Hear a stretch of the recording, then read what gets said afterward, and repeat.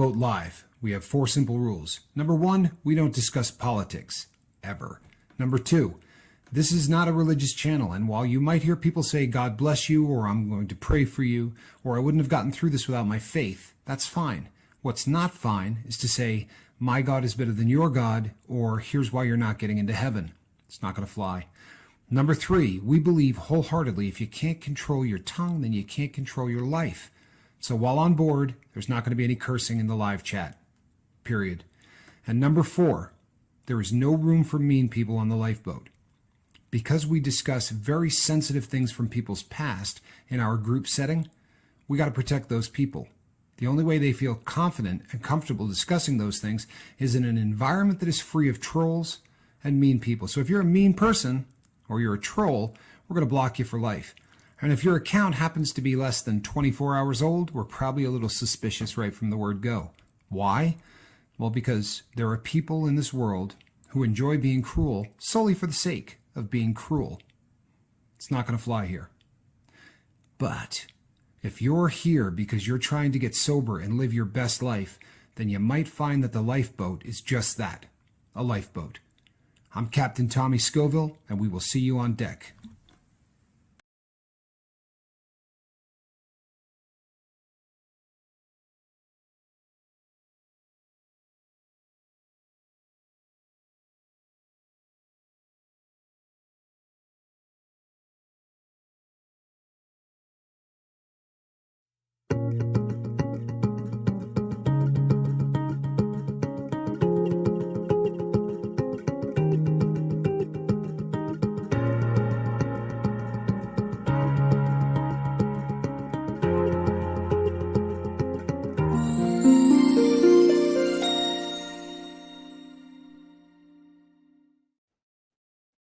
Hey, everybody.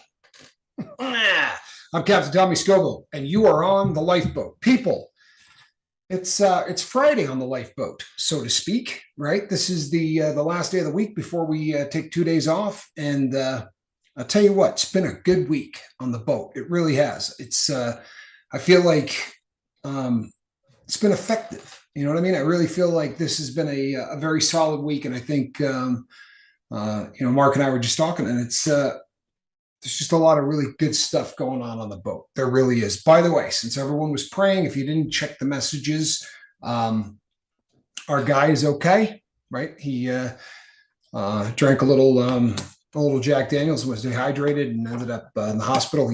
He's back out, and he's feeling a little, like anybody would, and hopefully this is the one that really catches. Sometimes it takes a minute, people, and I think we all know that, right? That's part of the deal.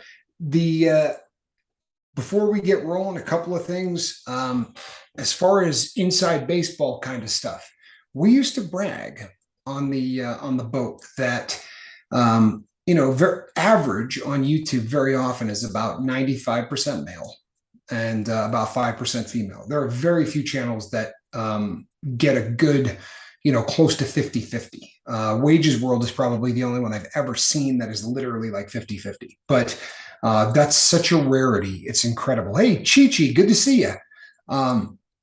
But we're really closing in on it. We really are. Right now, the demographic is about 38%. Right now is female, which is incredible. It really is, and it says a lot. It really does. The retention right now with people that are joining the boat is incredible, and it's all about you guys.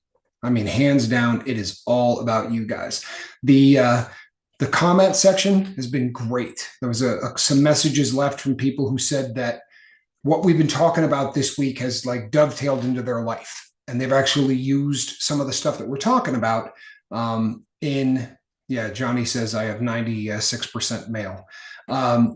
Well, for eating peppers, probably that's not that bad. In fact, there's 4%, but it's, to see people taking what we're talking about and incorporating it into the sobriety and their walk is really a big deal. It says an awful lot. It does. And so we're really proud of everybody here. We really are. And Seventh Son, Don't you ever hold back on a dad joke ever again. I mean, we'll let this one slide once. Of course, I'm going to beat on you. It's my job, right? But you keep them coming, please. Don't ever hold back.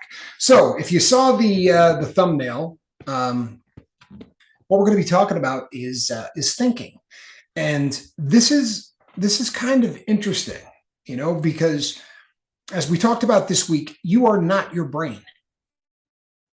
Right? We've gone over this. You're far more than your brain. And the proof is that your brain is fighting you to try to get you to do things that are not always in your best interest. So you're not your brain. And likewise, you're not always your thoughts, but your thoughts are going to dictate your life. That's guaranteed. And it's funny. You ever ask, your kid, if you've got one, or your significant other, hey, what are you thinking about? Nothing. Let me tell you something. You're never, ever not thinking about something. The first time in your existence, you will not be thinking of something. You will be dead. Plain and simple. The brain is always thinking a thought. Now, there are people who have mastered the technique of meditation where you actually do try to shut down thinking. And it's a difficult process. If you've ever tried meditation, it is really, really difficult to get the brain to not think of anything. You'll sit there and think to yourself, okay, I'm not thinking of anything. Guess what? That is the thought, right? So it's a very difficult thing to shut the brain down. But we as recovering addicts, we as people that, have the affliction of addiction, so to speak, what we think is really, really important stuff. I sort of counsel people one-on-one occasionally, right? It happens where someone reaches out and they have, a specific question. Hey, Bubba, good to see you.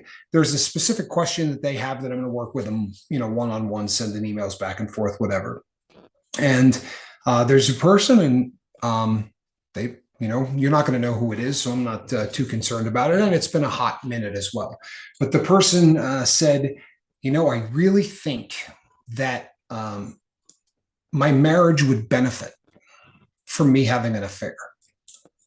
This was a thought process that this individual had put some time into. I really think that my marriage would benefit from an affair. And I said, the fact that you have that thought does not mean that is in fact, something that is going to come true. It doesn't mean that if you go out and do this, that your marriage is going to benefit.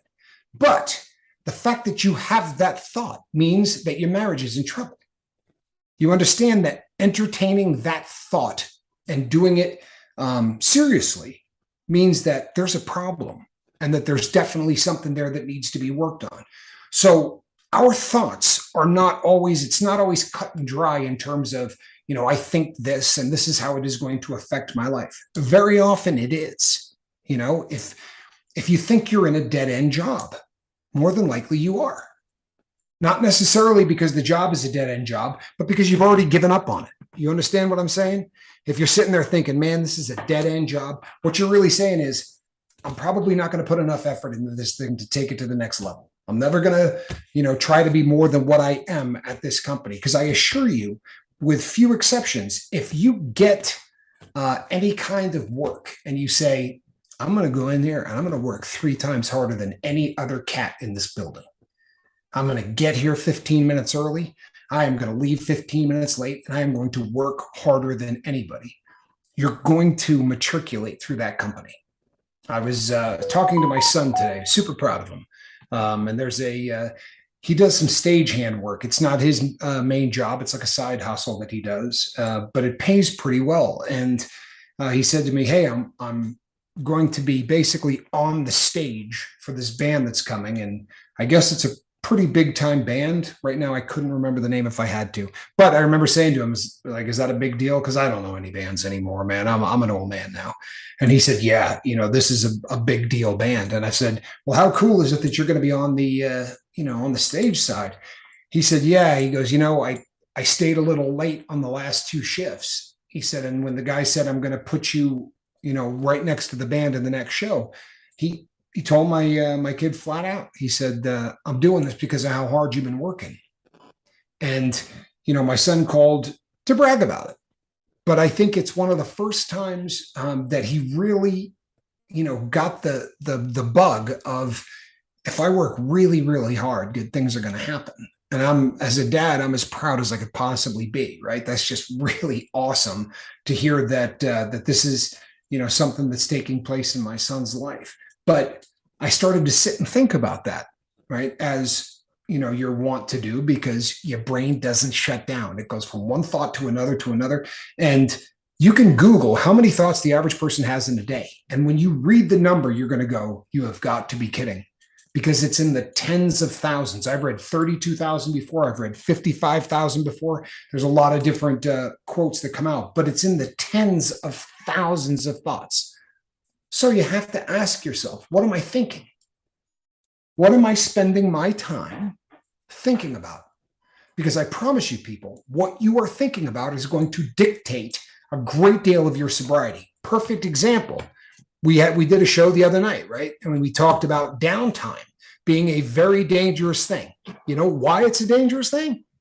Because when nothing is going on, you allow your brain to run wild, right? If you're doing something, right now, I'm talking to you about thoughts. It would be very difficult for me to think about something other than what I'm doing right now. If I did, this would A, not be a very good show, and B, I would probably start babbling incoherently, because it's impossible. It isn't impossible, but it's very damn difficult to talk about something while thinking of something else. If you do something long enough, if it becomes rote, right? As a public speaker, I remember many times where, I would do the same show for 4 months. It's the exact same show. You're not really changing anything. The words are the same. You say them at the exact same time. And I remember being on stage and thinking about something my wife and I had been arguing about, but my mouth is going. My brain is going somewhere else. And I remember going, "Buh." And I've told this story on the air before, where all of a sudden the computer just went, and when it came back up, I looked out, and there was, a few thousand people staring at me. And I went, you ever have one of those moments like where you're right in the middle of talking about something and you forget what you were just talking about? And, a couple of giggles. I said, well, that just happened to me. I said, I am completely lost. And this woman in the front row raised her hand. And I said, yeah, go ahead. She goes, you were talking about the tax benefits.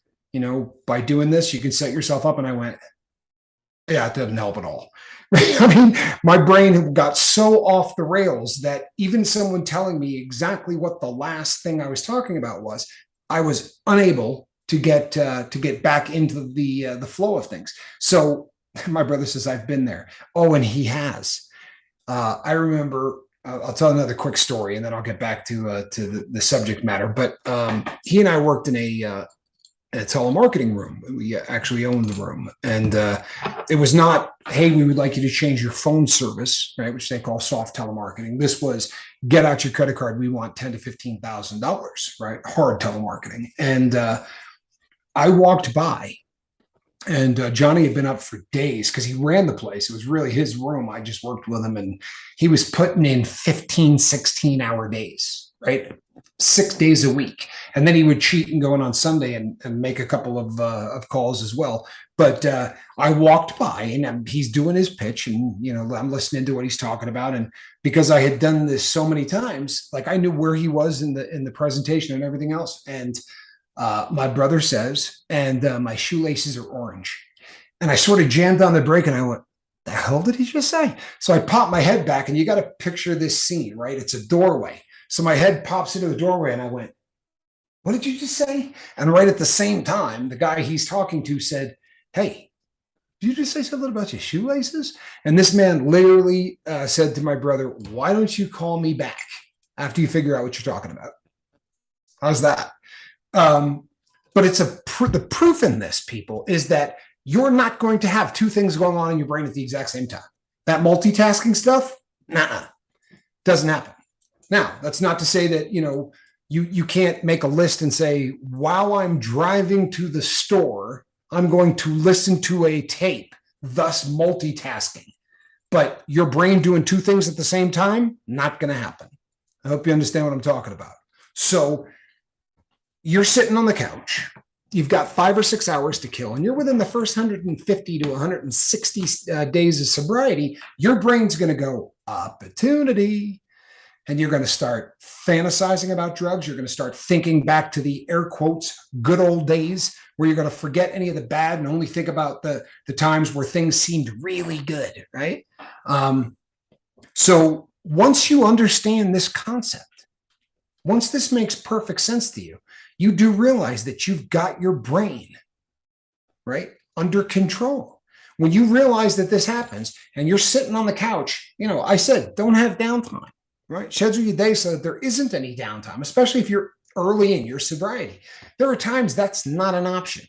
Let's say you're flying from LA to New York, right? 6 hours of downtime because you're stuck on a plane. You're not going to be, building a bridge. You're not going to be doing anything. You just have 6 hours. Now, if you've got a book, great. But if you're just sitting there and you didn't plan well, you've got 6 hours for the brain to just do what it's going to do, right? Wrong. Because if you sit there and say, I'm going to feed my brain what it is going to think about, I'm not going to give my brain a chance to run wild. Because if you don't pick the thought, your brain will. I hope this makes sense. If you do not pick the thought that your brain will be concentrating on, it's going to pick one for you. And we've already determined that very often your brain is not on your side. So it's probably going to pick something that doesn't work very well. Like, boy, it would be great if I just had a little bit of dope. If I could just take this one day, and it wouldn't be that big a deal, right? If it was just one day, I could quit again tomorrow. I've got 6 days under my belt. I could stop and then, do 6 days again. I'm only going to take one day off. And you start to justify that crap and think about that crap. So if you're on that plane or you're somewhere where there's a little bit of downtime, start having a plan of what you're going to think about.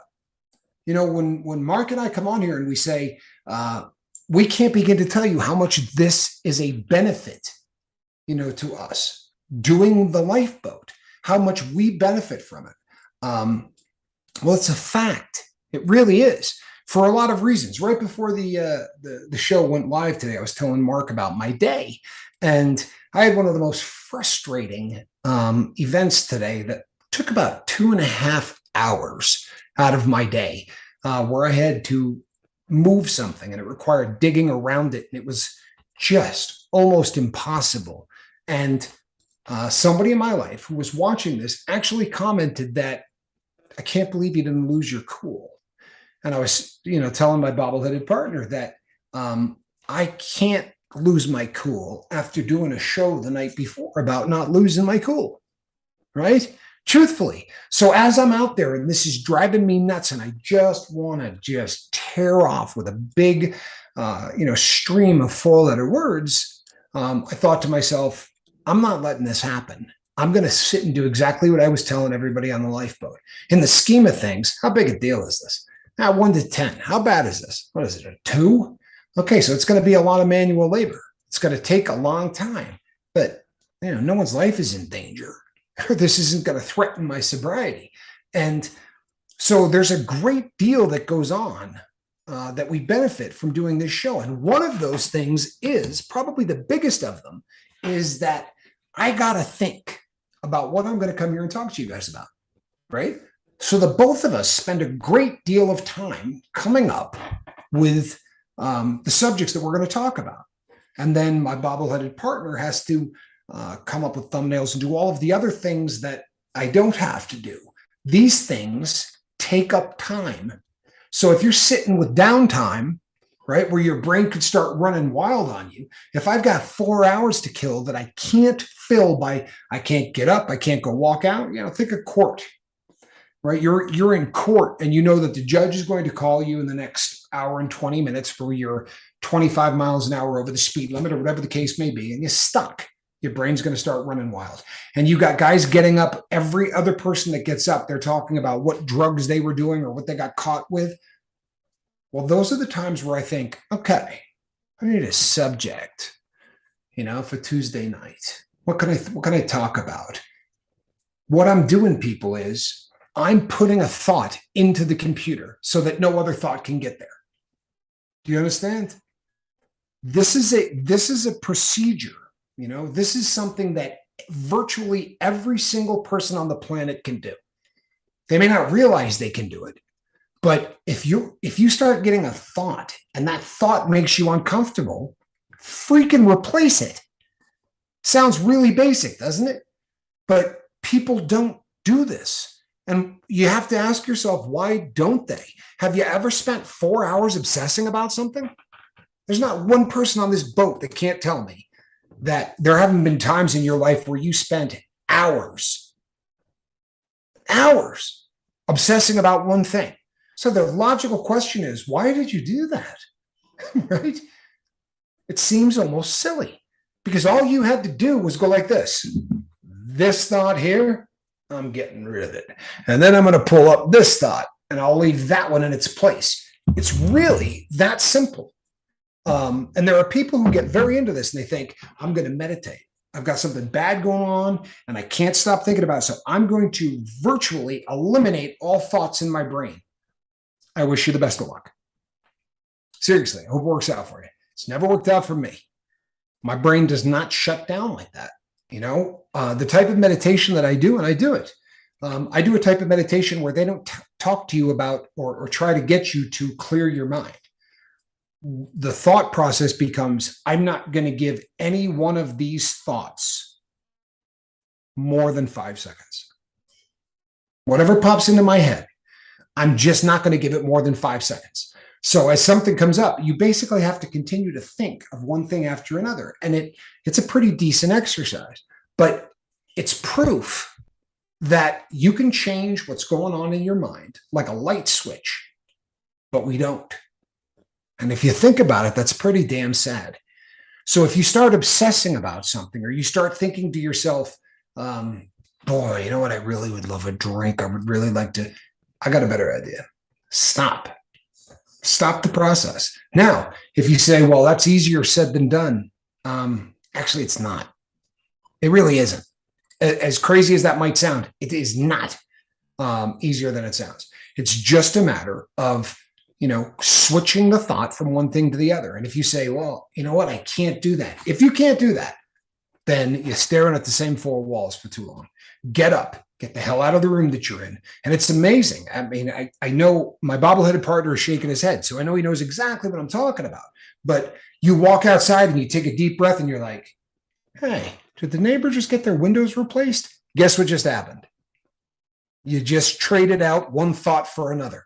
Or you walk outside and go, oh, I got storm clouds coming in from Carson. It looks like it's going to rain. You just traded whatever was going on in your living room for a new thought.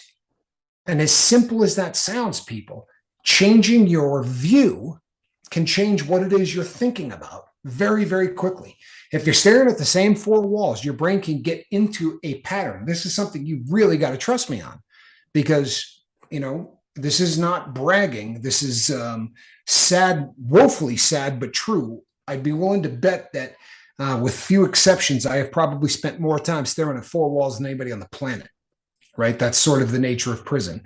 And because of something really stupid I did while in prison, I spent 37 months where I was let out of a cell for 1 hour a day. 1 hour a day, 4 days a week, right? So I got 4 hours out of that cage every single week. And it got to a point, people, where I became the grand master at controlling the things that were going on in my head, changing the thought process. And, I've heard people say or ask me the question so many times, what did you think about? You're stuck in there and all that. Guess what I thought about? This.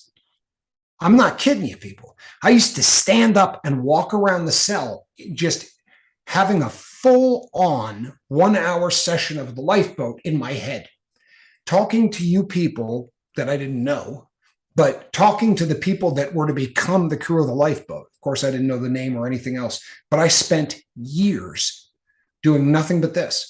I would read books about sobriety, and I would, when I started to fantasize or I started thinking about heroin, and when it would happen, what would really get me is this was a lockdown unit. You would get what's called a kite, right? This is somebody throwing a weighted something, a piece of anything that is weighted on a string underneath your door. Tied to a piece of string on there would be a little piece of paper this big. They call that a kite. And you would unroll it and they would say, hey, so and so just scored. Right? Dude's got papers for sale. The it's so little an amount of drug that they literally smear it on a piece of paper, right? Which is actually plastic. And then they would seal that up and it's called a paper, right? You had 50 papers, 100 papers, but they would say so-and-so's got 50 papers or so-and-so's got 100 papers. That's when the brain would start going wild. That's really when I would be in trouble. And I would get up and start walking around the room, doing a presentation to people that didn't exist. And my brother says, I remember talking to you about that a lot. Well, and I was blessed in that for probably about 5 of those months, maybe even 6 of those months, I didn't have a cellmate. And during those times, I talked out loud. I would literally be doing the Lifeboat show in the cell, talking to people about, just how much this crap decimated my life. And just how much I wanted to change, just how much I knew other people could change, all of those things. Chi-Chi, that's a beautiful thing to say. Thank you. But this is a process that I promise you, every single one of you can do. Now, there are people that don't like to hear this, believe it or not. There are people who hate to hear this. You know why? Because it gets rid of a great excuse for whatever, your substance of choice is. Hey, you know what, Cap? I just couldn't stop thinking about drugs. All right. No, the truth of the matter is you started to think about drugs, and at which point you went, screw it. Trust me, I'm not bad-mouthing anybody on this boat because I did it for 3 decades. So I don't have a leg to stand on in terms of lecturing people about, how many times you've done it or anything else. But I'm here to tell you that if your excuse is, I just couldn't stop thinking about it, that's just BS. I'm sorry. It's just not the truth. It's just not the truth. It's as simple as changing whatever you're thinking about. It's not that hard. Might sound like it's hard. It's not. Everybody know what this is? Yep. You know what that is? We're sponsored. It's a can of what? Yeah. This is a can of Sprite. I hold this up. Every single person that is looking at this goes, that's a can of Sprite. We went from talking about what we were talking about, right? Minds changing instantly to everyone thinking about a can of Sprite. People, it is so simple, a concept, that your brain will jump to the next subject matter with the frequency of a cheap hand radio. Plain and simple. Now, it's just a matter of whether or not you want to do that. Mark, what were you going to say? I cut you off. Well, no, it's okay. I just had a couple things to add there. I think it's important to understand that there's a difference between a thought and an emotion. Because, a lot of times it gets kind of muddled together, I think. Because you oftentimes, because you're thinking about something, you think that that's the emotion part of it, and it's not. And you made an awesome point, with that Sprite can. It's as simple as changing your scenery. And that's why you get up and move. What's it going to hurt to try that? And then what you got to do? Then you got to start stringing those things back to back to back to back to back. And that's a learning process, guys. This isn't something that typically happens overnight. This is something we have to practice. And if you quit doing it, you're going to have to build your tolerance back up, so to speak. It's a great way to put it. It really is. It's just, by the way, I like those glasses. Anyway, thank you. Yeah, I do. I really do. But anyway, I do think that stacking those thoughts together one after another really will help keep us focused on recovery. And again, guys, you, like Tommy said, you can choose what you think about, but you can't choose how you feel about it. you can, but you can react, right? You get to choose what you're thinking about. You can't choose how you feel about it, but then you get to choose how you react to it. And the reaction is where most of us will fail. And that's it's a whole process. Anytime you think about something, you will have some sort of an emotion about it. No question. and whether it's like, man, that was a beautiful sky tonight. Tommy talks about oftentimes, he wanted to make it, and this is the other point too, a routine. That's why the routine is so important. It's one of the reasons anyway. He gets up, makes his bed, and he wants to watch the sunrise. Yep. I mean, come on, that's a thought process. He's, instead of waking up going, "Where's my needle? Where's where's my foil? Where's my lighter?" That kind of thing. He's waking up, and and right now I think he's at a place where he immediately says, "Well, I'll just make my bed." Becomes normal. Then you get to go out and look at the sun. It's really really cool when you'll start to notice your own growth, and typically you'll see it before anybody else will, because most people don't know that your mind is just constantly boom boom boom back to the drugs, boom boom boom back to the drugs, back to the drugs. We're really good at hiding that. We did that for so long when we were in the life, and it's one of those skills that, to be honest with you, I wish I'd never learned. It made us all really good liars, all those things. But changing your scenery, and I think it does help, especially for our younger viewers, if you think of your brain like a computer. Because absolutely, and essentially, it's really kind of what it is. And we have to defrag sometimes. We have to do updates on our computers. And if anybody has a computer, I know you guys won't know what I'm talking about, or even on your phone. You do like an updated version of your software, what happens sometimes? Then all your settings go back to default. Then you got to go in there and start changing stuff again. And that happens in real life, when you're doing stuff. And I know that that's a really kind of a crazy analogy. But no, actually it's not. But, I think everybody understands what, the computer part of it is. But, defragging, you're getting rid of the old stuff, right? You're making it easier for your mind to get to the good stuff, because you're getting rid of those files that don't mean anything to you anymore. And it's just one of those things, guys. And I just think it's this is an awesome subject, and this is kind of the nuts and bolts and stuff that we talk about. Boom.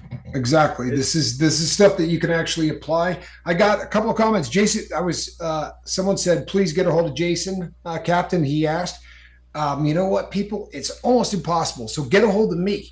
Reach out to me and send an email, and then I can find you among all of the other ones, and it becomes a whole lot easier for me.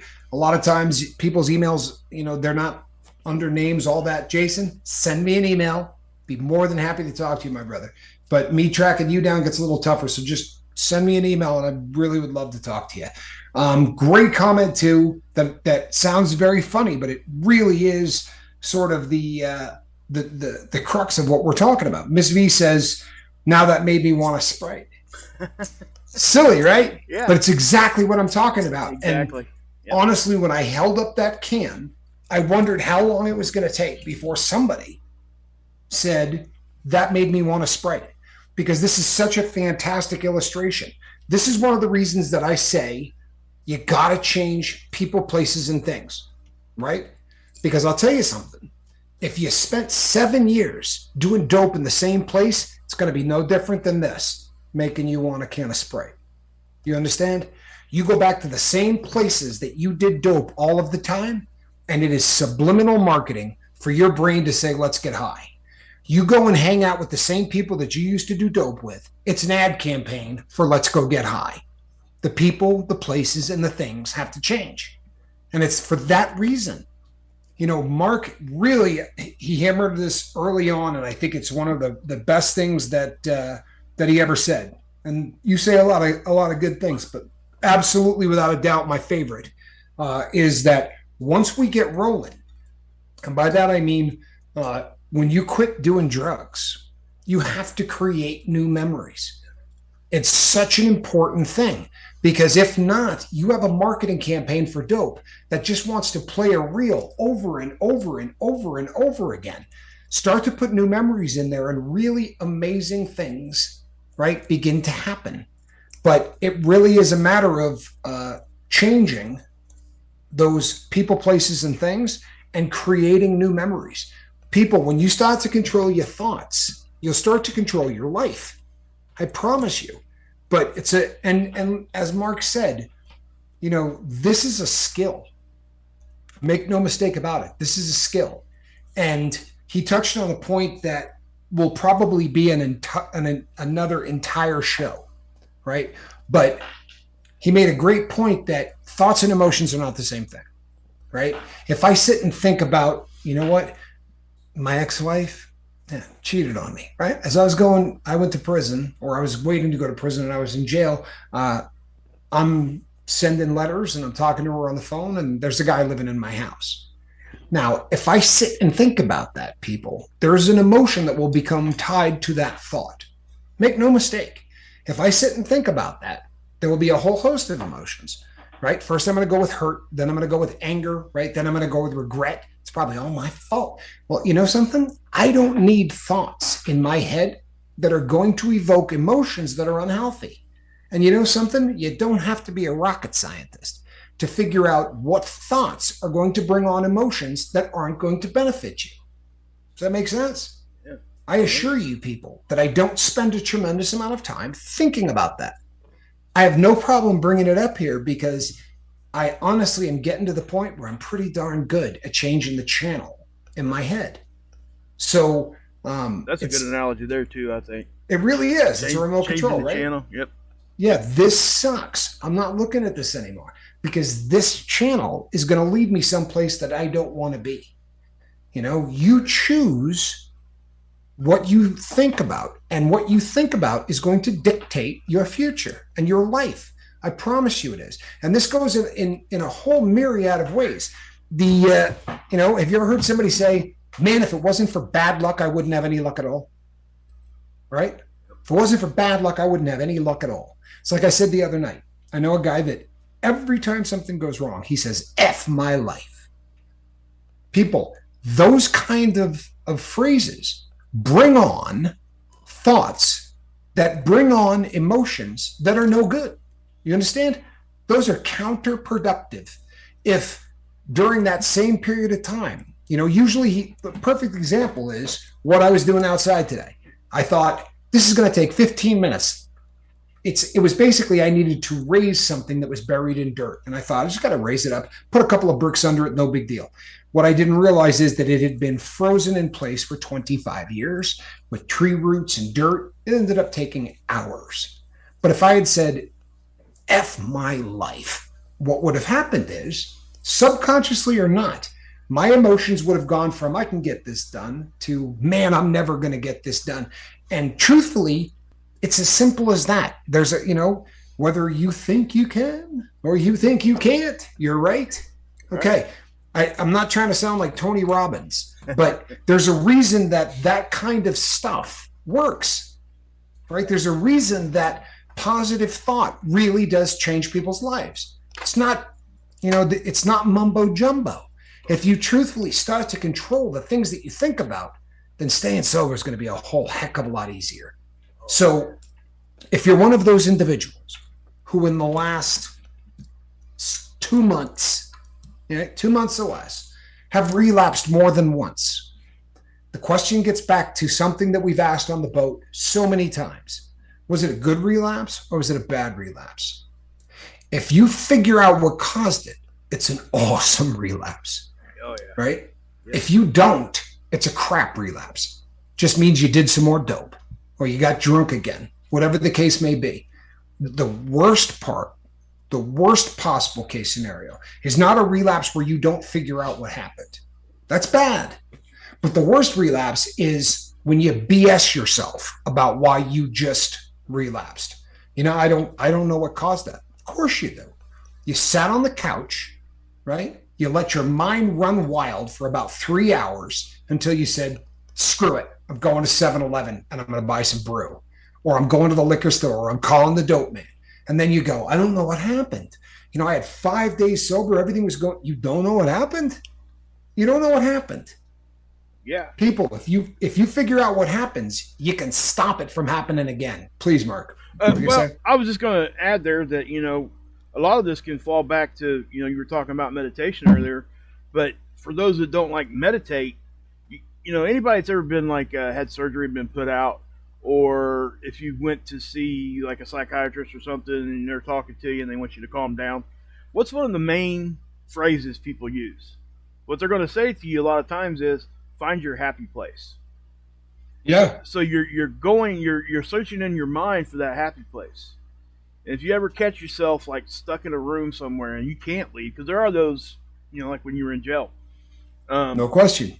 Sometimes you got to tell your brain you're somewhere else, and you got to look, and you got to just make yourself feel that. And it's about trying to find those thoughts that doesn't make you feel a negative way. And and that's why triggers are so hard to conquer, because when you see, like when Tommy held up that Sprite can, if he'd have held up a bag of dope, you'd have had a totally different totally different emotion. Yep. And people that like Sprite, that don't even have like an addiction or whatever, you held that can up, guess what? A lot of those people, I bet their mouth started watering. That's why, because Pavlov's dog, sure. Yeah, your brain was thinking about that. So, and anytime you can pull your brain and your thought away from your old life or your drug or whatever you're fighting at the time, that's a good thing. So you got to find those things, and when you that's good stuff right there, for real. And when you recognize it, you got to start remembering those and put them together, because you can fall back to that same thing. Exactly. You get a thought that pulls you out of crap, tuck it away, put a bow on it, so that you can go back to it. I do that constantly. Like my daughter is an ace in the hole. If I'm having thoughts that are really, really negative, I think of the first time that I saw her, right? The first time I had an opportunity to see her in real life. And I promise you people, I can't think of dope after that. I can't. Yeah. Now, Miss V says, I know this is a poor excuse, but it also depends on who you hang out with and those that have certain effects on you. Number one, it's not a poor excuse per se, right? Because those things are genuine, absolute facts. The question becomes, why are you hanging out with them? Right? People, places, and things. And you know what? It's cold-hearted. And people say, well, I've known this person for so long. People, I would give up anyone for my sobriety. I'm sorry, but it's the truth. There's just that I can't be that guy. And a lot of you have the benefit of never having met that guy. But the person that I was, I didn't like, much less love. Like I really disliked what I had become. And it's, I'm never going back there. And it's like we were talking about. I said almost the same thing, Miss V, right? That is a billboard. That is perfect marketing for getting high. Hang out with people that bring on certain emotions. It's a marketing campaign for a relapse. It's exactly what it is. So the question becomes, which people bring on those emotions and why? Spend a little time thinking about it. Yeah. Why does this person bring on that emotion? And if the answer is, well, I did a lot of dope with them, or that person, when I'm with this person, I can't seem to not feel a specific way. Maybe you shouldn't spend that much time around that person. Sorry. What do we call that, though? We call that, what, a toxic relationship? Absolutely. You know what I'm saying? That is as toxic as it gets. Yeah. It's a perfect way to put it. Go ahead. No, go ahead. I think the most important thing that has been said today, and please tuck this away because this is important. This is a trial and error thing. It really is. If you start feeling like you might be slipping, if you start feeling like you're going in the wrong direction, that happy place Mark was talking about, you might have to play with this for a week. You might have to play with it for a month. You might have to play with it for 2 years. But you're going to get to a point where you do have those happy thoughts that can pull you out of anything. Don't go, oh, cool, that's over. Go, what did I just think? Yeah. What was it that just pulled me out of that? Because as Mark was saying, man, wrap that baby up, put it into a box, and know that, have a half a dozen of them. Yep. I got a half a dozen pre-made, ready to go thoughts that will take me out of whatever crap situation that I'm feeling and instantly turn my day around. He's right. I mean, he couldn't be more right. This is not something that you have to continually come up with new stuff every single day. That would be a hell of a challenge, wouldn't it? Oh, man. But you don't have to. And my experience has been the longer that you're sober, the less often you're going to get the thoughts that really threaten you.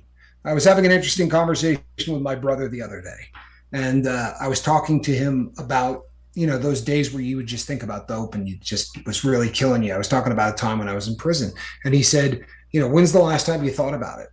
Like truthfully thought about it. And, I said, well, I think about it constantly because I talk about it constantly. And he said, no, I mean, the kind of thought where you really wanted to maybe go and do it. Like that kind of thought. I don't have any idea. Bottom of my heart. Like I honestly can't remember. By going back through and looking, because now my life is basically a video blog, right? I've got so I started going back through all of the videos, and it was when when Five died. Yeah. I really wanted to get high, but since then, there hasn't been even an episode of that. But if you guys remember that video, I said, I'm not gonna. I promise you, I'm not gonna. But I had to spend most of my day going into that little box and pulling out one cool thought after another, to cleanse the palate, so to speak, so that I wasn't thinking about heroin. I knew I wasn't going to relapse because I got a big box. I got a huge box. There are things you people have said that can pull me out, right? There are comments that people have said that will affect me for the rest of my life. Yep. And if you're paying attention and you're on the lifeboat, this baby will generate those thoughts. Do you understand? It will literally generate those thoughts. We've had so many shows. You remember the letters, right? From a daughter that says, "Daddy doesn't smell like beer anymore." Wow. Right? Like yucky beer. Awesome. If that doesn't drag you out of whatever there are 150 of those moments from the lifeboat. Yep. There's a reason people come together in groups to try to get sober. 100%. I hope this makes sense. It makes really good sense, man. And now that you said sense, I wanted to touch on that. If you guys are getting to your mind thought and you're trying to change what you're thinking about, and you really want to try to create those moments of those things you can pull back up to you, try to incorporate every bodily sense that you can. Touch, feel, taste, smell, audio, visual. And something that worked for me is, and I say it this way for a reason, and I'll explain. Listening to music, but I'm not just going to say listening to music. Usually what I do, I will listen to new music, because sometimes that old music will drag us back to a bad place. Because it reminds you what you did. I mean, especially when you were doing, well, for you, Tommy, isn't it Guns N' Roses? Don't that Appetite of Destruction album really get you? Yeah, I don't listen to Appetite for Destruction. Right. Even still. Right, no. Right. And that's a testament on how powerful that actual is. Just the fact of probably me even bringing it up, I probably should have done. No, it's really funny. Today I was actually outside. I told you what I was doing. I'm putting in but I had a boombox out there, and I had Pandora on, and it was the only song that I went was a GNR song. No, absolutely.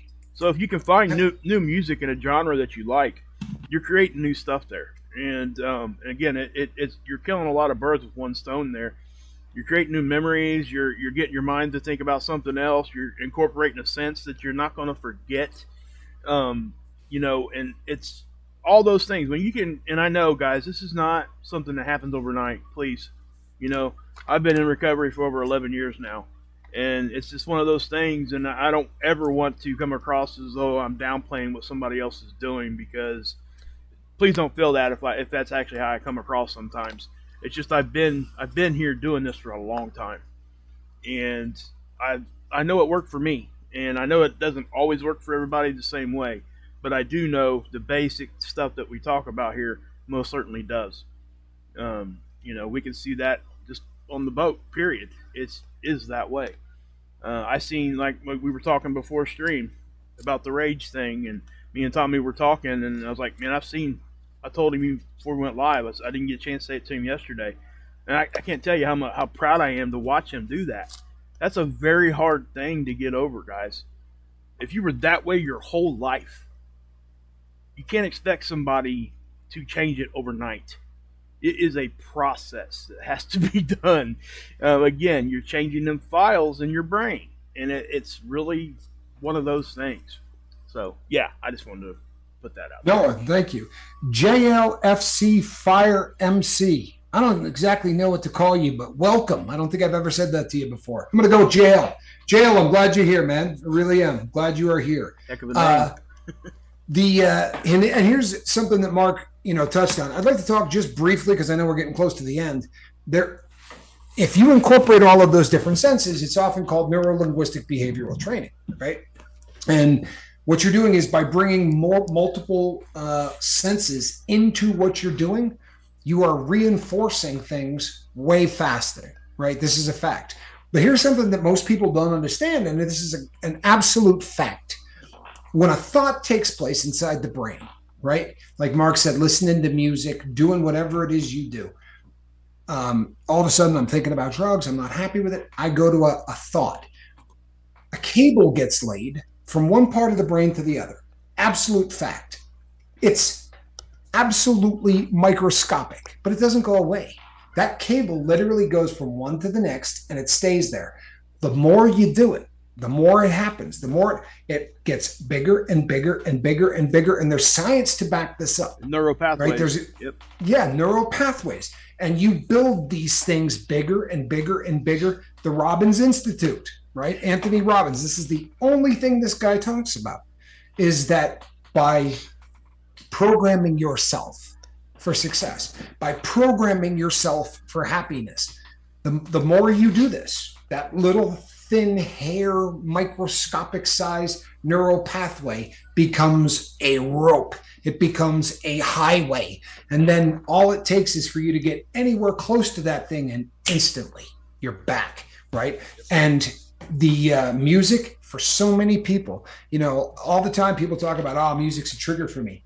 It can be a great trigger. It doesn't have to be a bad trigger. It's a matter of identifying which ones don't work for you. Appetite for Destruction is not on my list, right. But there are some songs that no matter what mood I am in, that song will pull me out of it. Oh, yeah. Seriously, there's 2 or 3 of them. Does not matter what mood I am in. Eagles, Life's Been Good to Me So Far. Yeah, that early riff, da-na-na-na-na-na-na. And, I know all of you have that song.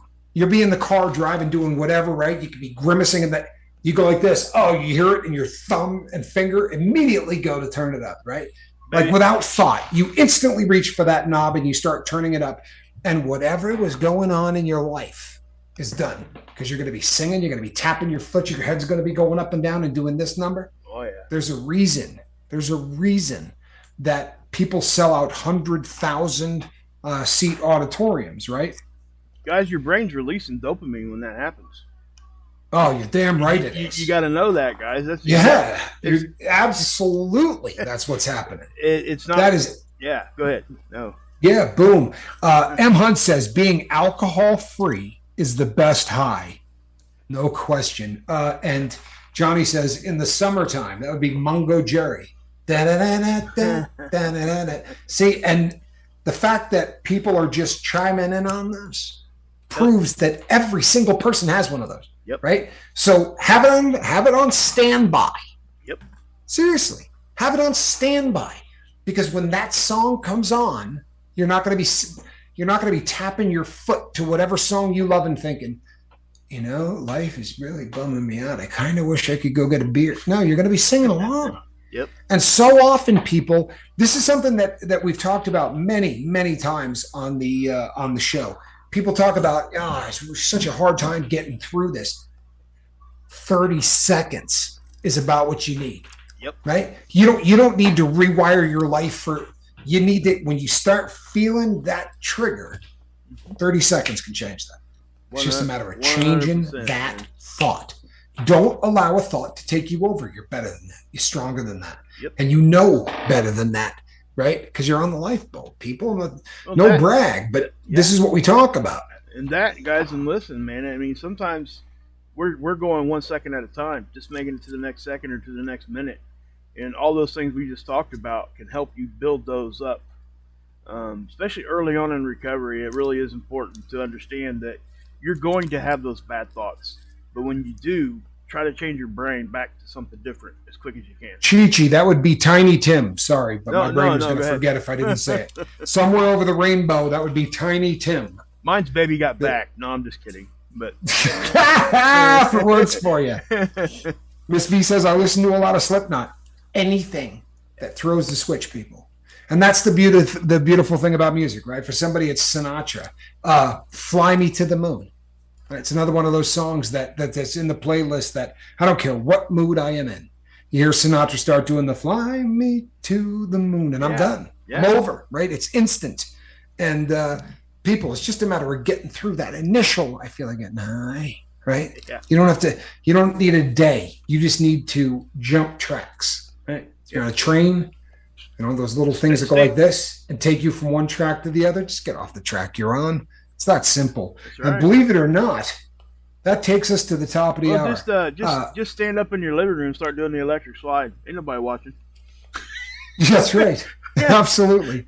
Tiny Tim did tiptoe through the tulips. He absolutely did. And the Major says, whatever lifts you up. Amen. And for those of us that kind of grew up at least through part of the 80s, go make yourself a mixtape. Right? Put that in the car if you can find a cassette player anywhere. Mixtape. Yeah. A mixtape? When's the last time you heard that? I know, right? I mean, like 20 years ago. That's how you let a girl know you loved her. That's right. You made her a mixtape. That's how. Those days are over. Those days are over. Alrighty, people. It is Friday here at the Lifeboat. Yep. So we're going to be taking the next 2 days off. If you find yourself in a pinch, reach out to somebody on the boat. There's a lot of ways to get a hold of people in the next 2 days. And go back and watch any of the old videos. Repetition. Rote. Right? The more you hear, the more you learn. You pick up something new every single time. You don't have to go back to the very beginning, but hit something from this week. And I'm not saying that to be self-serving. I'm saying that because really and honestly, it'll help you. People, between now and the next time we see each other, which I believe will be Friday, reach out and try to save somebody. All right? Please. Please. I am Captain Tommy Scoville on the other side of the glass. Mark Wages. That's my bobble-headed partner. And this is a cat in the basket. All right? Good night, people. Send me an email, bud.